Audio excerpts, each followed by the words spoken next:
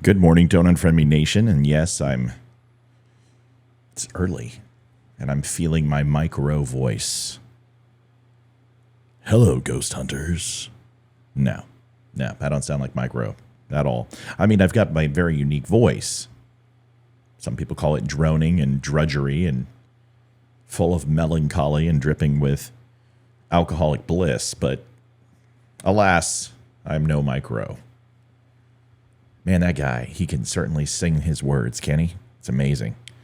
The thing is that you're born with a voice that is 1 in a million.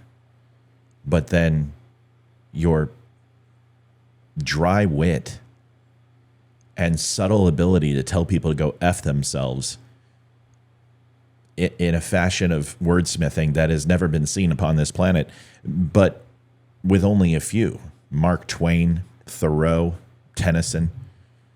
It's incredible. This isn't about Mike Rowe.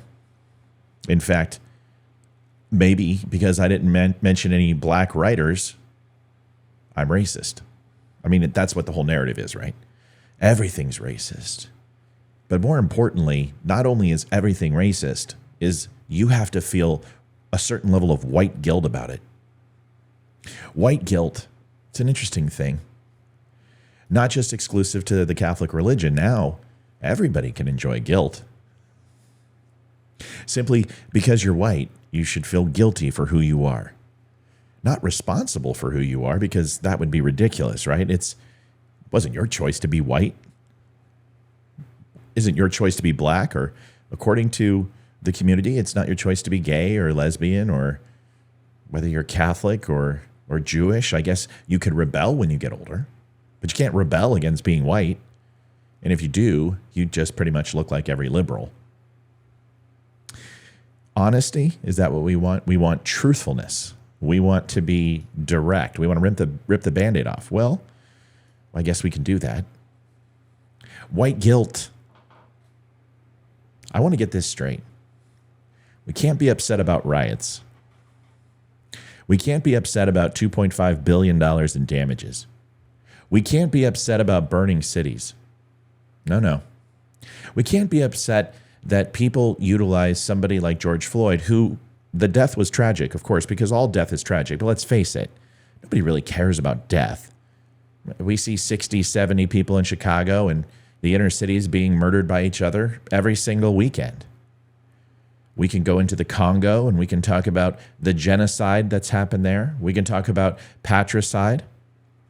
We can talk about eugenics and taking 67 million babies from this earth. I mean, the next Steve Jobs, the next Oprah Winfrey, the next cook for Obama. Too soon? Could be there. But we don't talk about those things. No, we can't talk about those things. Why can't we talk about those things? Well, because that would make too much sense to talk about the things that truly are horrific. Instead of focusing on the things that happened today and bringing light to it, that yes, the riots that took place with the BLM crowd and the people who started those riots when the sun went down, most assuredly were bad people. But what you won't hear from conservatives and the right is that there were hundreds of BLM riots that weren't riots. Wait a second, what? That didn't make any sense, Matt. You said they were BLM riots. Well, they were. There were BLM events that turned into riots because some bad apples got in there. But it's funny when we say that about J6, that some bad apples went in there and stirred up the bunch. We all have to accept that and not take any responsibility. Well, the BLM crowd has to take responsibility because it was their event. But it's not necessarily the BLM event that caused it. It's the people who came in when the sun went down. Speaking of sundown towns, let's talk about Jason Aldean. Let's talk about that. The white guilt around that. How white people are up in arms over another white person singing about what actually happened. Riots. Burning. Hunting down police officers. Throwing fireworks that blinded, deafened, and removed digits from hands. Yes, the things that actually took place. But we can't talk about that. We can't talk about the robberies. We can't talk about the injustices. Because if you do, it's racist? Why? Going back to Jason Aldean, I guess we can look at this and say, I don't understand. Because I happen to be now an expert on the Jason Aldean controversy. There's nothing I haven't heard. I've heard that he is in the KKK. I've heard that he's not just a white supremacist, but he's a Donald Trump supporter, and he's going to be in his cabinet if he gets elected, so we can't possibly vote for Trump now, could we? Not like we could before. Because if you did, you're a racist or you're a Nazi. I've heard that Jason Aldean wasn't from a small town and all of these things. And I've done a show on this. You can go see it. It's below here, and it's successful and big and doing well. But the interesting thing that I've uncovered out of all of that happenstance and derision and cynicism, that it's not black people who are pissed.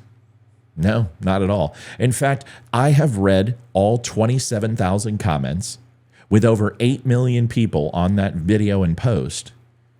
And I would say after reading all 20-some-odd thousand comments, which I have, and I've touched every one of them in one way or another, whether it's a banning because people are calling black people insulting names or white people are being called insulting names and things to that effect, is that there have been maybe 10 or 15 African-American people who've come on, and some have just said, this is the dumbest thing I've ever seen.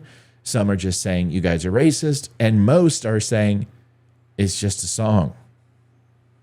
Now, I have no reason to be disingenuous with you. I have no reason to lie to you. You're just going to have to go and look through those comments yourself. The ones that are left are the people who haven't shamefully deleted their comments, realizing how dumb they are. Saying, this guy's just an iTunes guy. He'll never hit the Billboard Top 100. Well, he just hit the top 2. White guilt. I've been through the training. I've been through sensitivity training. I've been through masculinity is toxic training, the white fragility training.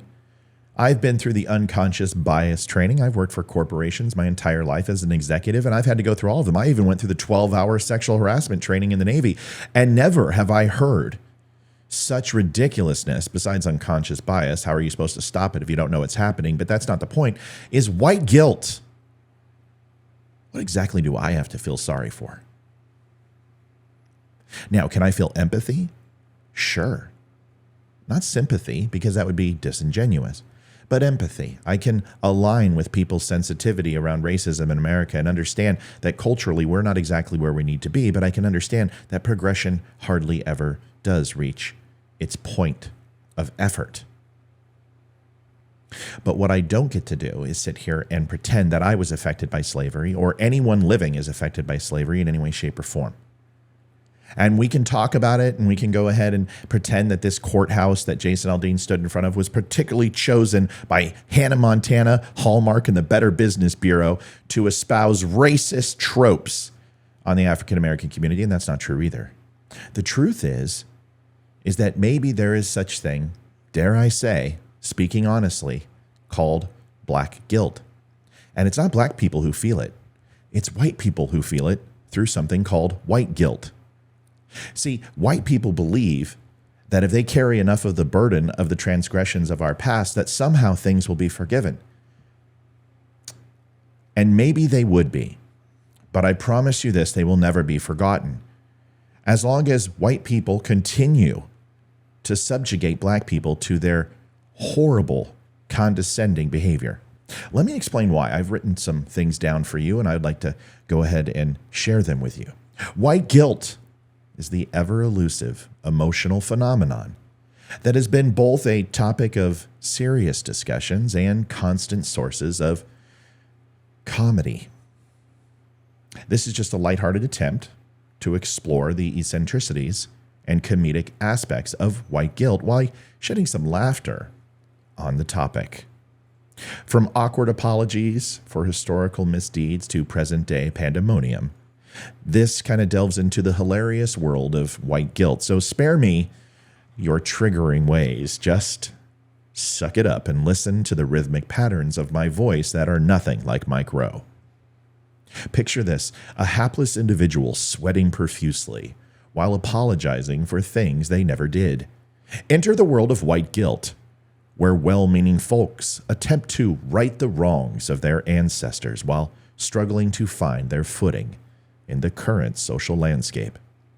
While this guilt might be genuine, The comedy it generates is pure gold. The ghost of colonial past hauntings. Yes, I did get that from Mike Rowe. Nurse with no feet. If you haven't listened to it, please do so. White guilt, like a specter of history, has an uncanny ability to haunt the most unexpected moments.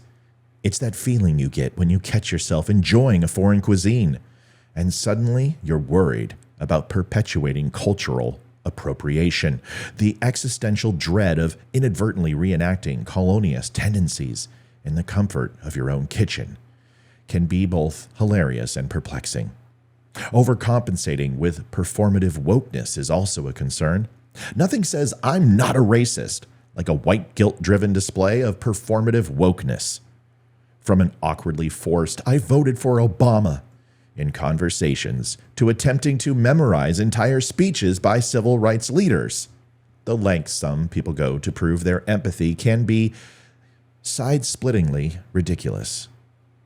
Then you have the "I'm doing this right" dilemma. Navigating the minefield of political correctness can leave even the most well-intentioned folks questioning every word that comes out of their mouths. They constantly wonder if they're using the right terminology or if they accidentally stumbled into an offensive phrase. It's like a comedic tightrope walk where one misstep could lead to social embarrassment. Oh, Lord. How about the apology frenzy? In a well-intentioned attempt to right historical wrongs, some individuals find themselves offering apologies for everything under the sun, from apologizing for their privilege while waiting in line at the grocery store to saying sorry for the weather forecast. It's as if they've become walking apology machines. Then we have the white guilt Olympics. Some people engage in a friendly competition of who can feel guiltier, often leading to hilariously absurd scenarios, from arguing about who had ancestors involved in the most shameful historic events to comparing the number of minority friends they have. The white guilt Olympics can be spectacles of comedic proportions. Summing this up, while white guilt might arise from a genuine desire to be more socially aware and compassionate, it also presents a treasure trove of comedic opportunities.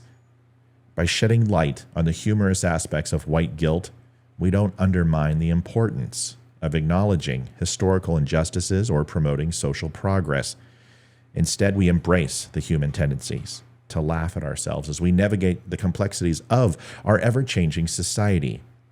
So let's continue to learn, grow, and laugh at our quirks along the way. Or you could go ahead and continue to be a member of the tight-ass White Guilt Club. Folks, thanks for watching the Don't Unfriend Me. I appreciate it. If you enjoyed the show, like it, share it, follow it, please. It gets the word out. If you didn't like the show, like it, share it, follow it, so people can hate it. It doesn't matter to me which one you choose as long as you do one or the other. You can stop by the Don't Unfriend Me store. We have the new Jason Aldean Try That in a Small Town shirt. If you haven't seen it, we also have other shirts and hats and coffee and all that fun stuff. I've got some stuff laying around here. I don't know, somewhere. But go to thedumshow.com, get 10% off. You can just use code DUM10. I appreciate you. I thank you. I will see you tonight live with Olivia and myself at 8 o'clock. You can hit all the social media channels. We will see you then. Until that day, my good friends, God bless. Thank you for talking, and we'll see you later tonight. I'm David Boreanaz with the Cast of SEAL team, and we have an important message for returning vets. We want you to know if you're struggling to cope, there's help and it's just a phone call away. The Veterans Crisis Line is staffed with experienced professionals who know your struggles. There's no greater sacrifice in service to our country. We're able to enjoy our freedoms because of it. Your service is important, you are important. For vets and their families, the Veterans Crisis Line is here to help 24 hours a day. Please call